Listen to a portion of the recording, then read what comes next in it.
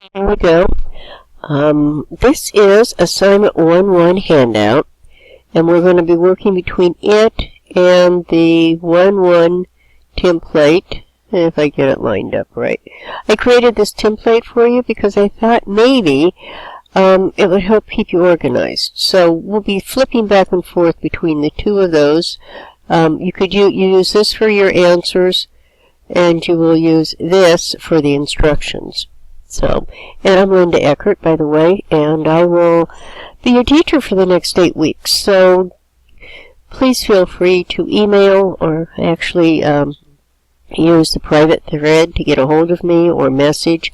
I can make videos. I can create a meeting that we can meet and talk, whatever it takes to get you through this, okay?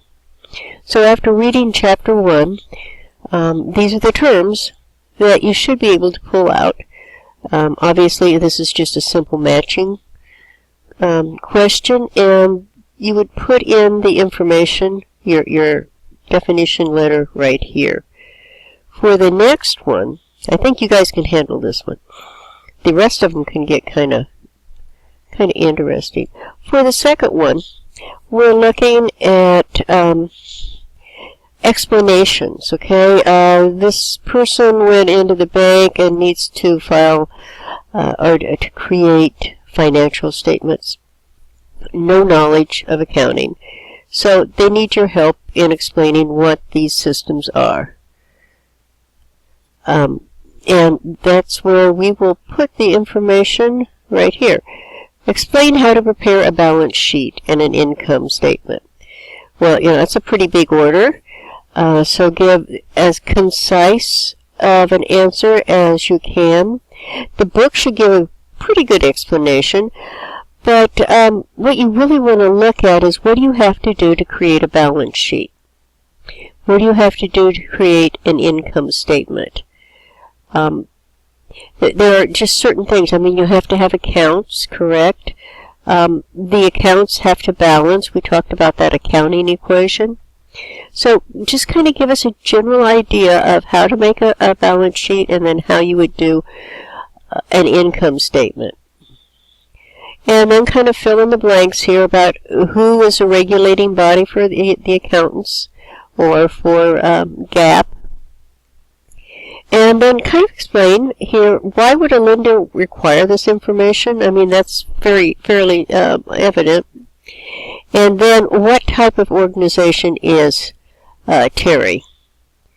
And I forget what it tells us. And they're asking, is he a proprietorship? Is he a partnership? Is he a corporation? Is he an LLC? Is he a limited liability partnership? That's the type of thing they're asking. That's the type of business they're talking about for that one.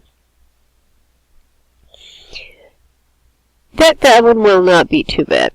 Now this one is where we get into the accounting equation, and if I pull this up, number 3, okay, it wants you to select this should be selected financial information for these corporations follows here. You want to compute the missing amount. And the missing amounts are these question marks. And that takes us to this accounting equation, which we find here. And I've given you a nice little table. So if you take this and you just put a letter here instead, forget that we have assets, liabilities.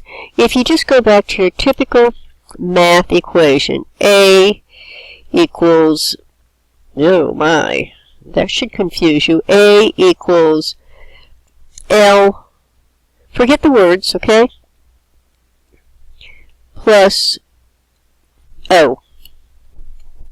Okay? So it's a typical equation. So if A equals these two added together, and this is the sum, we have, what is that, $68,000 on this side of the equation. So that means your assets would be $68,000. And now we're going to look at it in a different sense. This $85,000, our assets are now $85,000. And we know what owner's equity is. So what are liabilities going to be? How would you figure that if it were just a typical equation, aside from being assets equals liabilities plus owner's equity? So if you look at this and you say 85,000 minus 54,000 is 31,000. Let's not make it more difficult than it is. So what we're saying here is, for the balance sheet, assets will equal liabilities and owner's equity, and that means that will be balanced.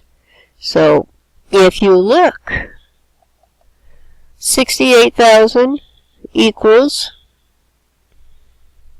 25,000 plus 43,000. Perfect. For the dry cleaners, we began with 85,000. We had 54,000 on this side of the equation. It took 31,000 in liabilities to balance that out. So then you'll do the same thing with this one. We have 102,000, and we only have 49,000 on this side of the equation. What number will it take to bring that into balance? That's all we're looking at there. This accounting equation is just the heartbeat of accounting. Everything wraps around everything being in balance, and it always comes back to the balance sheet. The balance sheet is your balancing factor. That would be for income statements and owner's equity. All of those statements all feed into the balance sheet to balance out your accounts. So that is the beginning of accounting. Now, the 5 characteristics of a proprietary ship you will find in the book. So look them up. We'll fill in the blanks for that one. And it asks you about a distinguishing characteristic for what we believe. How do they put that? Let's look at the thing. I'm reading the answer and I can't figure out how they phrased it for you.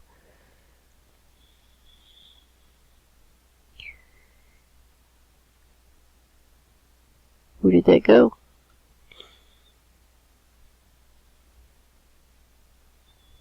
Well, that's interesting. I'm back. I lost myself here. It's asking the main characteristics of a corporation, and then it's asking about an accounting concept that tells us the previous 3, which is these 3, will continue to exist in the future. So you're going to look back in the book and find that characteristic.